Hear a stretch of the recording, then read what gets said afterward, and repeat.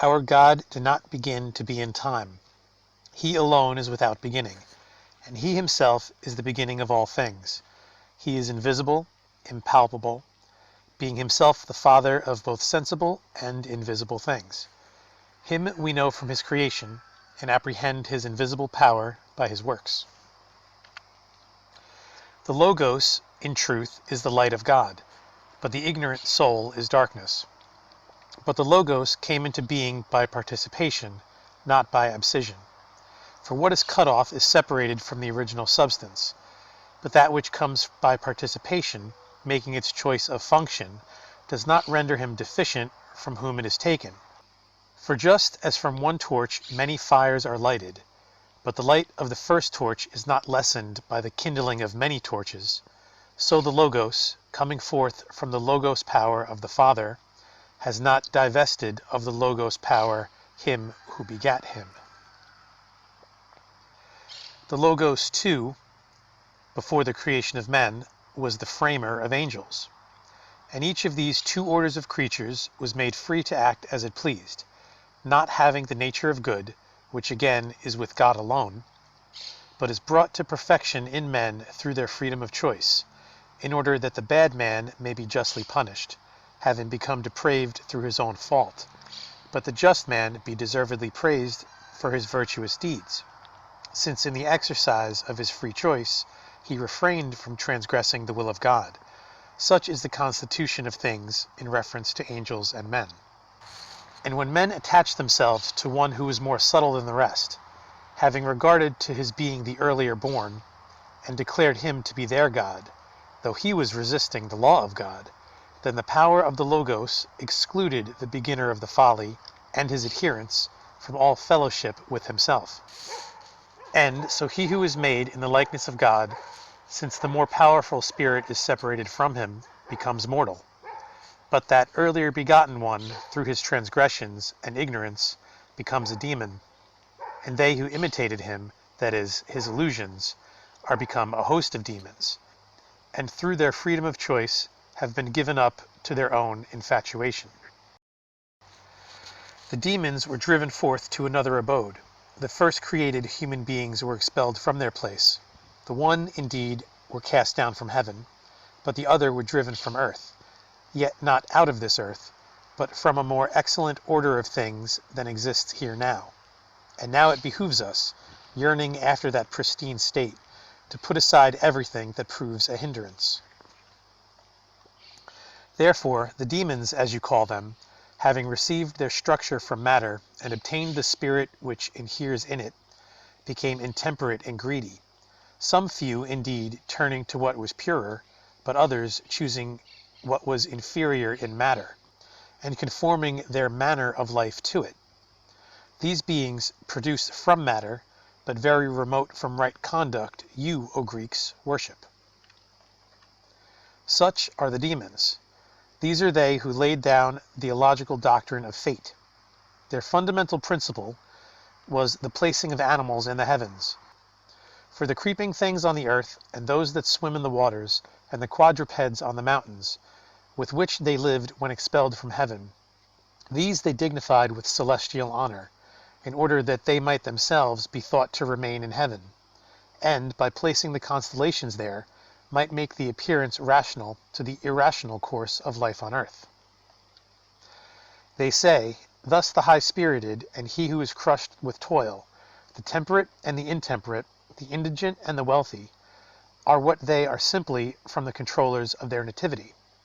For the delineation of the zodiacal circle is the work of gods, and when the light of one of them predominates, as they express it, it deprives all the rest of their honor, and he who now is conquered at another time gains the predominance. And the 7 wandering stars are well pleased with them, as if they were amusing themselves with dice. But we are superior to fate, and instead of wandering demons, we have learned to know one Lord who wanders not, and, as we do not follow the guidance of fate, we reject its lawgivers. I am not willing to adore wandering stars. Why have you robbed God? Why do you dishonor his workmanship? For what is divination, and why are ye deceived by it? It is a minister to thee of worldly lusts. You wish to make war, and you take Apollo as a counselor of slaughter. You want to carry off a maiden by force, and you select a divinity to be your accomplice.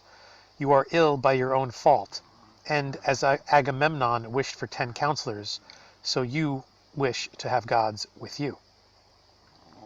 On this account, the nature of the demons has no place for repentance, for they are the reflection of matter and of wickedness.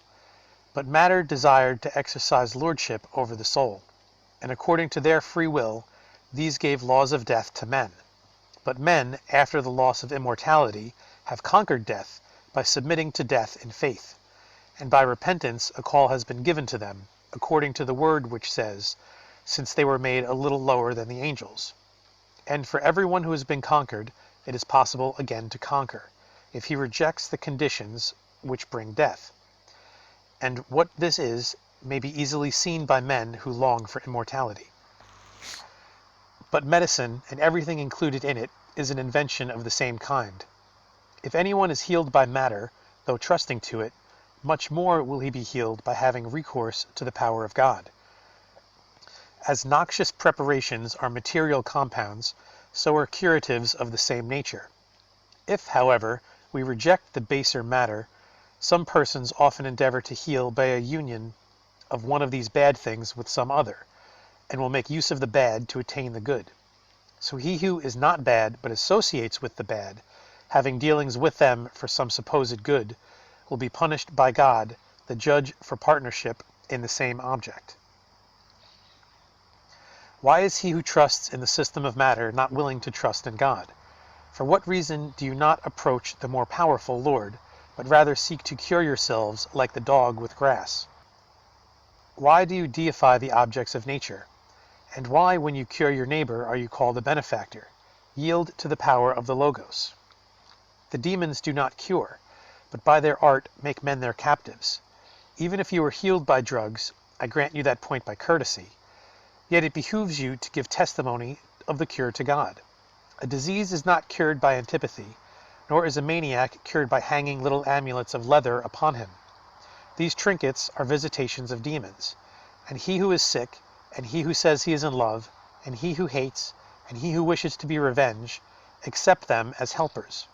And when they see that men consent to be served by means of such things, they take them and make them their slaves. How is it becoming to ascribe to matter the relief of the insane and not to God? For by their art they turn men aside from the pious acknowledgement of God, leading them to place confidence in herbs and roots. The profligacy of the demons has made use of the production of nature for evil purposes, and the appearance of evil which these wear is from them, and not from the perfect God. For if it were possible, they would without doubt pull down heaven itself with the rest of creation. But now this they can no means effect, for they have not the power, but they make war by means of the lower matter against the matter that is like themselves. Should anyone wish to conquer them, let them repudiate matter. O Greeks, you acknowledge the dominion of many rather than the rule of one, accustoming yourselves to follow demons as if they were mighty. For as the inhuman robber is wont to overpower those like himself by daring, so the demons, going to great lengths in wickedness, have utterly deceived the souls among you which are left to themselves by ignorance and false appearances. These beings do not indeed die easily, for they do not partake of flesh, but while living they practice the ways of death, and die themselves as often as they teach their followers to sin. Therefore, what is now their chief distinction, that they do not die like men, they will retain when about to suffer punishment. They will not partake of everlasting life, so as to receive this instead of death in a blessed immortality. And as we, to whom it now easily happens to die, afterward receive the immortal with enjoyment, so the demons, who abuse the present life to purposes of wrongdoing, dying continually even while they live, will have hereafter the same immortality, like that which they had during the time they lived, but it is in nature like that of men, who voluntarily performed what the demons prescribed to them during their lifetime. And do not fewer kinds of sin break out among men owing to the brevity of their lives, while on the part of these demons transgression is more abundant owing to their boundless existence. But further, it becomes us now to seek for what we once had, but have lost. to unite the soul with the Holy Spirit, and to strive after union with God. The human soul consists of many parts, and is not simple. It is composite, so as to manifest itself through the body, for neither could it ever appear by itself without the body, nor does the flesh rise again without the soul. But with us there is no desire of vainglory, nor do we indulge in a variety of opinions. For having renounced the popular and earthly, and obeying the commands of God, and following the law of the Father of immortality, we reject everything which rests upon human opinion. What injury do we inflict upon you, O Greeks? Why do you hate those who follow the word of God, as if they were the vilest of mankind? Does the sovereign order the payment of tribute? I am ready to render it. Does my master command me to act as a bondsman and to serve? I acknowledge the serfdom. Man is to be honored as a fellow man. God alone is to be feared, he who is not visible to human eyes, nor comes within the compass of human art. Only when I am commanded to deny him will I not obey, but will rather die than show myself false and ungrateful. I do not wish to be a king. I am not anxious to be rich. I decline military command. I detest fornication. I am not impelled by an insatiable love of gain. I do not contend for chaplets. I am free from a mad thirst for fame. I despise death. I am superior to every kind of disease. Grief does not consume my soul. I am a slave. I endure servitude. I am free. I do not make a vaunt of my good birth. I see that the same sun is for all, and one death for all, whether they live in pleasure or destitution. The rich man sows, and the poor man partakes of the same sowing. The wealthiest die, and beggars have the same limits to their life. The rich lack many things, and are glorious only through the estimation they are held in. But the poor man, and he who has very moderate desires, seeking as he does only the things suited to his lot, more easily obtains his purpose. And, while I was giving my most earnest attention to the matter, I happened to meet with certain writings, too old to be compared with the opinions of the Greeks, and too divine to be compared with their errors. And I was led to put faith in these, by the unpretending ease of their language, the inartificial character of the writers, the foreknowledge displayed of future events, the excellent quality of the precepts, and the declaration of the government of the universe as centered in one being. We, however, have learned things which were unknown to us, through the teachings of the prophets, who, being fully persuaded that the heavenly spirit along with the soul will acquire a clothing of immortality, foretold things which other minds were unacquainted with. But it is possible for every one who is naked to obtain this apparel, and return to its ancient kindred.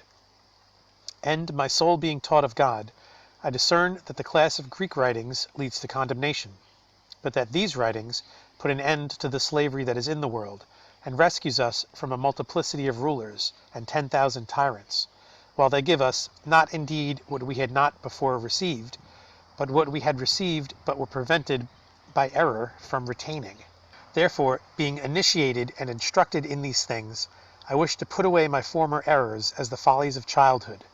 For we know that the nature of wickedness is like that of the smallest seeds, since it has waxed strong from a small beginning, but will again be destroyed if we obey the words of God and do not scatter ourselves. For he has become the master of all we have by means of a certain hidden treasure, which, while we are digging for, we are indeed covered with dirt, but we secure it as our fixed possession. He who receives the whole of this treasure has obtained command of the most precious wealth. Let these things, then, be said to our friends.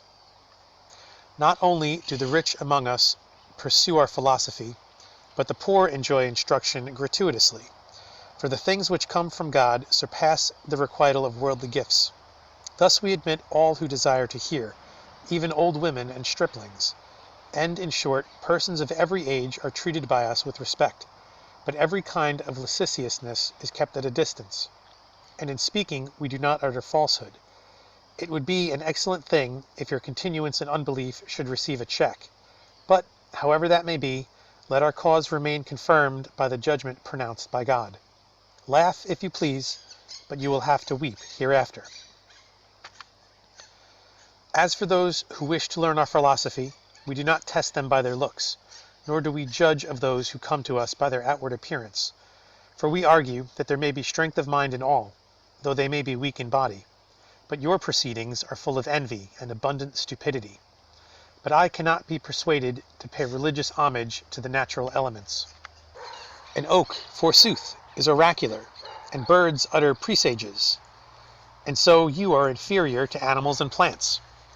It would surely be a fine thing for you to become a divining rod, or to assume the wings of a bird. He who makes you fond of money also foretells your getting rich, and he who excites to seditions and wars also predicts victory in war. I refuse to adore that workmanship which he has made for our sakes. The sun and moon were made for us. How then can I adore my own servants? How can I speak of stocks and stones as gods?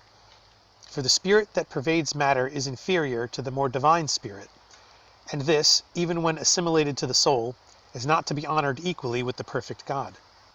What great and wonderful things have your philosophers effected! They leave uncovered one of their shoulders, they let their hair grow long, they cultivate their beards. Their nails are like the claws of wild beasts. Though they say that they want nothing, yet, like Proteus, they need a courier for their wallet, and a weaver for their mantle, and a woodcutter for their staff, and a cook also for their gluttony. If you say, in agreement with our tenets, that death is not to be dreaded, do not court death from an insane love of fame among men, but become despisers of death by reason of the knowledge of God. The construction of the world is excellent, but the life men live in it is bad. You who receive from your predecessors doctrines which clash with one another, you, the inharmonious, are fighting against the harmonious.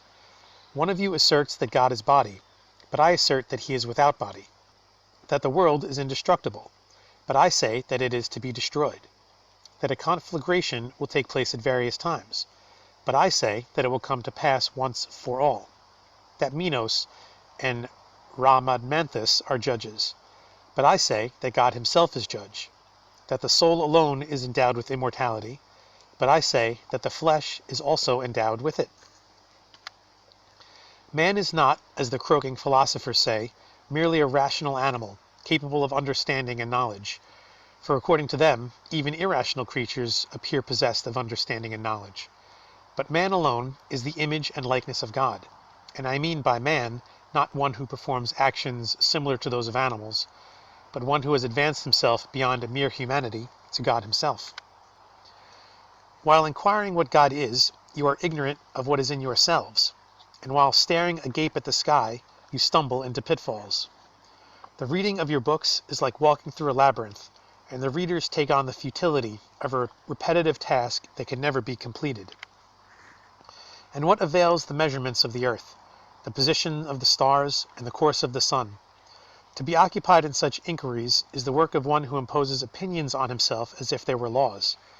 And of what sort are your teachings? Who must not treat with contempt your solemn festivals, which, being held in honor of wicked demons, cover men with infamy? Why do you divide time, saying that one part is past and another present and another future? How can the future be passing when the present exists? As those who are sailing imagine in their ignorance, as the ship is borne along, that the hills are in motion, so you do not know that it is you who are passing along, but the time remains present as long as the Creator wills it to exist. Die to the world, repudiating the madness that is in it. Live to God, and by apprehending him, lay aside your old nature. We are not created to die, but we die by our own fault. Our free will has destroyed us. We who were free have become slaves. We have been sold through sin. If you are superior to the passions, you will despise all worldly things. Do not abhor us who have made this attainment, but, repudiating the demons, follow the one God.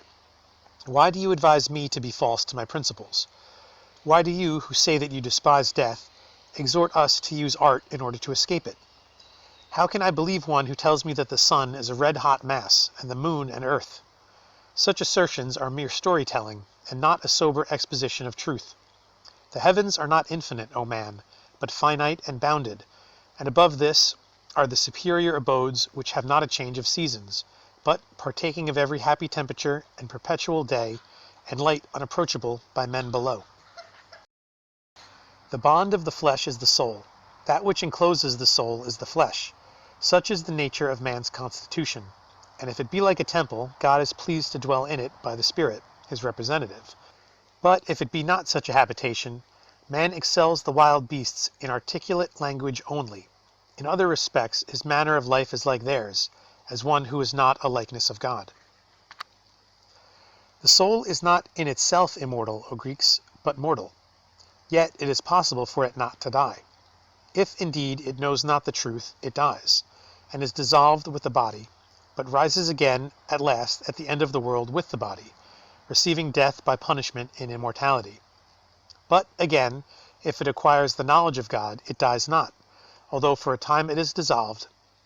In itself it is darkness, and there is nothing luminous in it. And this is the meaning of the saying, the darkness comprehendeth not the light. For the soul does not preserve the spirit, but is preserved by it, and the light comprehends the darkness. On this account, if the soul continues solitary, it tends downward toward matter, and dies with the flesh. But if it enters into union with the divine spirit, it is no longer helpless, but ascends to the regions whither the spirit guides it, for the dwelling place of the spirit is above, but the origin of the soul is from beneath. Now, in the beginning, the spirit was a constant companion of the soul, but the spirit forsook it, because it was not willing to follow. Yet, retaining as it were a spark of its power, though unable by reason of the separation to discern the perfect, while seeking for God, it fashioned to itself in its wandering many gods, following the sophistries of the demons. But the Spirit of God is not with all, but taking up its abode with those who live justly, and intimately combining with the soul, by prophecies it announced hidden things to other souls. And the souls that are obedient to wisdom have attained to themselves the cognate Spirit, but the disobedient, rejecting the minister of the suffering God, have shown themselves to be fighters against God, rather than his worshippers. For, being turned by their own folly to vainglory, and shaking off the reins, they have been forward to become robbers of deity, and the Lord of all has suffered them to besport themselves, till the world, coming to an end, be dissolved, and the Judge appear, and all those men who, while assailed by the demons, strive after the knowledge of the perfect God, obtain as the result of their conflict a more perfect testimony in the day of judgment. And, although you regard us as mere triflers and babblers, it troubles us not, since we have faith in this doctrine. For just as, not existing before I was born, I knew not who I was, and only existed in the potentiality of fleshly matter, but being born, after a former state of nothingness, I have obtained through my birth a certainty of my existence. In the same way, having been born, and through death existing no longer, and seen no longer, I shall exist again, just as before I was not, but was afterward born. Even though fire destroy all traces of my flesh, the world receives the vaporized matter, and though dispersed through rivers and seas, or torn in pieces by wild beasts, I am laid up in the storehouses of a wealthy lord. And although the poor and the godless know not what is stored up, yet God the Sovereign, when he pleases, will restore the substance that is visible to him alone to its pristine condition.